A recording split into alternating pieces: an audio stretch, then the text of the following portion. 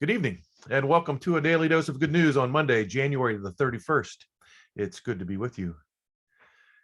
The daily dose of good news today will come to us from Psalm number 139, verses 1 to 18. Thanks to the prayerful regard of Doris Kettler, a homebound member of Holy Trinity whose funeral was today. At 97 years old, Doris was a lifelong Lutheran, married for more than 60 years to a Lutheran pastor who served as a military chaplain at 15 or 16 different ports of call over the course of their lifetime together. They spent the last couple of decades down at Bethany Village, a retirement center in the Cincinnati area. When her husband died, she moved up here to First Community the last 4 years, closer to her daughter. She was a devoted reader of the Bible and the newspaper every day. Our visits were always filled with stimulating conversation, right to the very end. Doris left a note for her family with 8 Bible passages that were especially meaningful to her. It was a gift to them, even as it was a gift to me as her pastor as well, as those verses went a long way toward expressing the fullness of Doris' faith and life.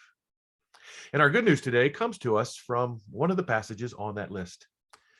As I said at the funeral today, this passage could just as soon have been lifted from one of Doris' journals, I believe, as it does from the Psalms. So closely does it echo her own posture of faith and life. It's a wonderful psalm for a child of God to read anytime. So I'm going to invite us to read it together now. You're free to read it responsively by responding with the bold lines on the screen that I'm about to share with you, or go ahead and read the whole thing with me as well if you like. I pray that the good news within touches your heart, soul, and mind the way it did Doris and the way that it does me. So we read together now Psalm 139, verses 1 to 18.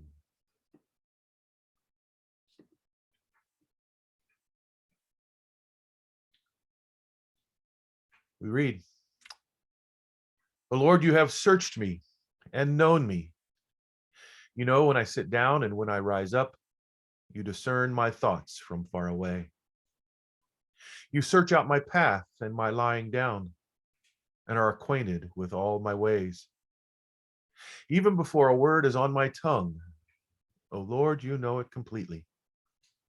You hem me in behind and before, and lay your hand upon me. Such knowledge is too wonderful for me. It is so high I cannot attain it. Where can I go from your spirit? Or where can I flee from your presence? If I ascend to heaven, you are there. If I make my bed in Sheol, you are there. If I take the wings of the mornings and settle at the farthest limits of the sea, even there your hand shall lead me, and your right hand shall hold me fast. If I say, surely the darkness shall cover me, and the light around me become night, even the darkness is not dark to you. The night is as bright as the day, for darkness is as light to you. For it was you who formed my inward parts. You knit me together in my mother's womb. I praise you, for I am fearfully and wonderfully made.